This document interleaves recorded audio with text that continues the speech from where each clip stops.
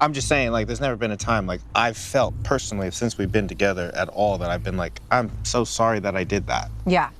Hey, I believe you. Wow, Josh, there hasn't even been one single moment in your relationship that you regret. Not even one. Nothing at all that you wish you handled differently. Wow, like it must be incredible to be completely perfect and faultless. So what about you, Natalie? So you like the drama? Well, yeah. I can't be like a doll. I always feel. I feel when I have feelings, I feel alive. If you don't have something to feel for, do you feel bored? I die. One of them can't admit to making mistakes, and the other lives for drama. Is it any surprise that Josh and Natalie's relationship is failing? Now, before we get into that, let's rewind to the start. So, the last we saw the pair, they'd just arrived at their camping therapy session, and they worked well together in setting their tent up. Now, it's time for the main event, the event that Natalie has been very excited about, the hypnotherapy. Remember, the aim of the session is to think of a time where you hurt your partner and then consider how you could have dealt with it differently. But the problem is, perfect Josh seems to be having a very difficult time with this task. Like, I couldn't really think of anything that I, like, couldn't justify the actions that had happened. So I don't really have a moment. This is one of my biggest issues with Josh, right? Whatever he does, he always seems to justify it in his own head. Like, Josh is the kind of guy who could murder someone and then blame them for dying. I didn't do anything wrong, they deserved it, would be his excuse. Now, I've said this many times, right? Natalie is a lot, but that doesn't automatically make Josh right all the time. Now, the therapist pushes back and asks him, is there really not even a single time that you can think of where your actions hurt Natalie, even unintentionally? And all he can come up with is, oh yeah, maybe when I asked Sophie to come with me to Vegas. But even then, he doesn't actually think he's done anything wrong. Would I, do something different there? I mean, no. Josh says that he only invited Sophie as a friend. Yeah, right. And plus, we were going in a large group, he claims. I didn't do anything wrong, he claims, because me and Natalie weren't even in the sort of place where I'd want to invite her. So, okay, right, let's just say for a minute that that's true. Let's say that he was only inviting Sophie as a friend. Like, I find it very hard to believe, but let's just go with it for a second. Even if he did, right, this exercise, the very point of this exercise is to put yourself in your partner's shoes to feel how they felt in that moment. Feel the hurt that they felt. That is the very point of the exercise. The guy is incapable of seeing how inviting another woman to Vegas with him might have hurt Natalie's feelings. By the way, not just any other random girl, another cast member. It's crazy. Like, Josh just cannot admit to being wrong, ever. I'm just saying, like, there's never been a time, like, I've felt personally since we've been together at all that I've been like, I'm so sorry that I did that. Yeah. Hey, I believe you. The way that the therapist said that does not sound like she believes him at all. Hey, I believe you. It sounds like maybe she believes he thinks he isn't at fault, but that's very different from not actually being at fault. Now, this comes as no surprise to anyone, right? Josh, from the very start, has blamed all of their relationship issues on Natalie. So, with the blame being placed firmly on her shoulders, with her partner saying that he doesn't think he's made a single mistake, he doesn't think he's ever hurt her, what does Natalie make of all of this? What does she think? For me, like Josh saying that he's not feeling like he hurt me ever, it's a little bit self-involved, and it's offending me as a person, as a woman. For all of her faults, I agree with Natalie. She doesn't deserve to be treated like this. Josh clearly doesn't care about her feelings at all. And what's more, if you're Josh right now, if you think that you've done nothing wrong, what incentive is there for you to try and fix the relationship, you to try and fix yourself, if you don't believe that you have anything to fix? There is none, right? And that is why therapy isn't going to work for these two. It's laughable. And in fact, all of the other cast, right, begin to mock Josh for how perfect he seems to think that he is. Natalie is very lucky with these angels. Never thinks. He's so sensitive, this guy. I'm just. I've got it! I understand now. It all suddenly makes sense. Natalie must be over the moon that she's found the only perfect guy in the world. That's why she's holding on to him so tightly. It all suddenly makes sense now. Yeah, right. Now, sensing that she's not going to get any blood from this stone, the therapist decides to move on. So she moves to Natalie. What's the moment that you regret, Natalie, and what is it that you could have done differently, she asks. We fought because he was leaving and I didn't want him to go.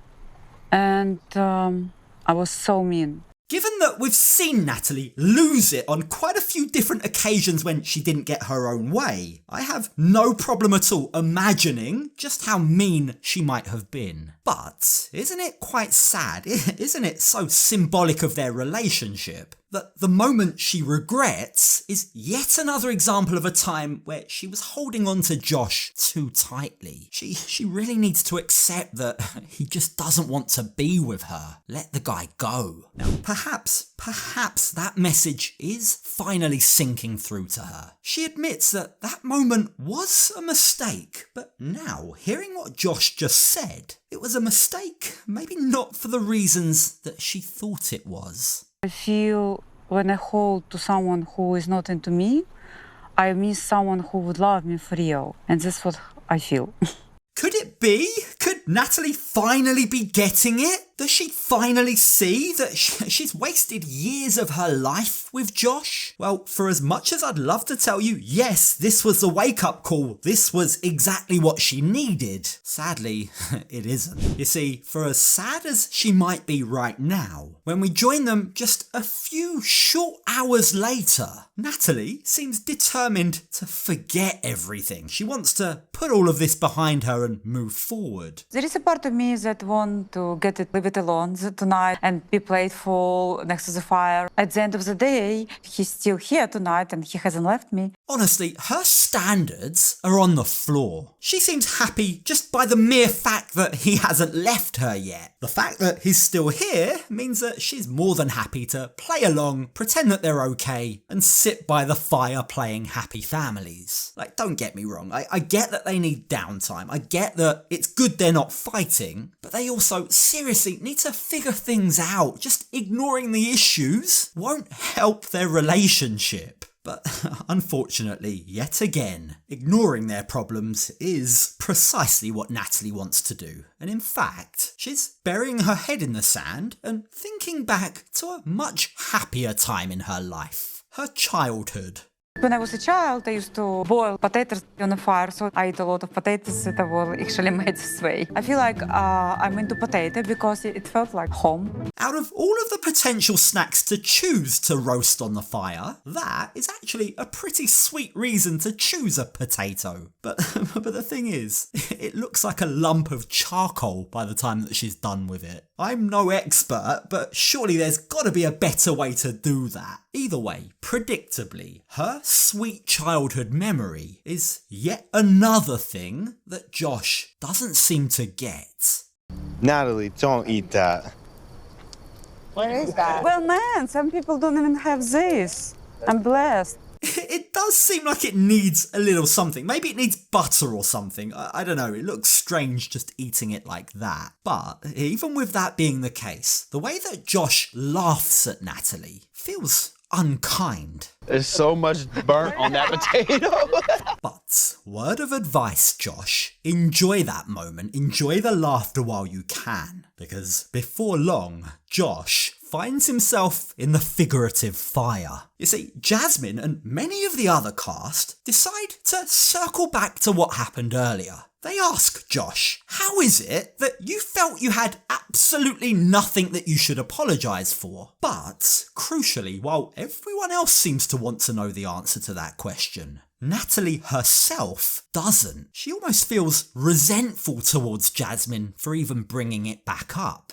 There is a part of me that actually appreciating her for sticking up for me, but I do not feel like there is a need for that right now because we are happy, we enjoy the moment. Again, Natalie is perfectly happy to just sweep all of her problems under the rug and forget about them. Like, the whole purpose of this trip, they're here camping, supposedly as a therapy exercise. Only you get the impression Natalie is scared of what might actually happen were she to confront the problems that she has with Josh. Now, Jasmine, she doesn't have any such issue. So for as uncomfortable as she might be making Natalie feel, she continues to press Josh. She asks the kinds of questions Natalie should be asking. Do you think that it has to do with the fact that you don't see this woman as your partner? I think we're trying to work on a committed relationship. Now, Natalie pulls faces as Jasmine asks her questions, but she also doesn't seem too impressed with Josh's answers either. I can definitely understand why all of the other couples are beginning to get frustrated with Josh and Natalie. It's becoming harder and harder to see why they're even here. They don't seem all that committed or keen to figure out any of their problems. And Jasmine is keen to try and fix that. You guys need to change, she says. When this guy give you like the leftovers, you act like a puppy, so desperate. Guys, like I have a strong feeling to him and I'm here to fix it. So she wants to fix it, but she just doesn't want to address their problems anytime that isn't convenient for her. Like, as Jasmine points out, Natalie says that she wants kids and a family, but she's wasting valuable years of her life with a man who has no intention of giving her that. The thing is, Natalie refuses to see her points. She makes light of it. She says, I don't mind being a puppy because puppies are nice, which is kind of missing the entire point of what she's trying to say, Natalie. Now, understanding that Natalie's a lost cause, Stacey decides to turn the spotlight back onto Josh. So Josh, do you love Natalie? I've been caring for Natalie nonstop for our entire relationship, and that is true. Again with the diplomatic answers. Why can't Josh just say yes or no? There's a big difference between caring for someone and loving them. Now, Josh does ask Stacey, do you think I'd be doing all of this if I didn't love her? But that isn't an answer to her question. That's not a yes. But get this. It's at this point, right, that Natalie interrupts everything to explain to everyone, right, that she actually loves the relationship that they have. If it wasn't like this, if it was a plain old vanilla, smooth sailing kind of a relationship, she says, I wouldn't be into it. I'd get very bored. So you like the drama? Well, yeah. I can't be like a doll. I always feel. I feel when I have feelings, I feel alive. If you don't For have me, something to feel for, do you feel die. bored? I die. Yikes. No wonder their relationship is so toxic. And no wonder it didn't last with good old Mike. Yeah, it really does explain a lot, doesn't it? If she craves the drama, then she's never going to be happy being in a stable, normal relationship where a guy treats her well. She's always going to seek what she deems to be excitement, a Josh over a Mike. She's attracted to men who are wrong for her. So can couples therapy help with that? Or does she need to figure herself out first? Yeah, that is one that she really needs to ponder. And the truth is, everything that Natalie has admitted to tonight has actually quite annoyed the rest of the cast. We're here opening up and being vulnerable in front of everyone, they say. And you guys, you seem to have no intention of actually doing the work. So it's at that point, with tensions quite high, that Josh and Natalie get up and take their leave for the night. Laugh is in the air!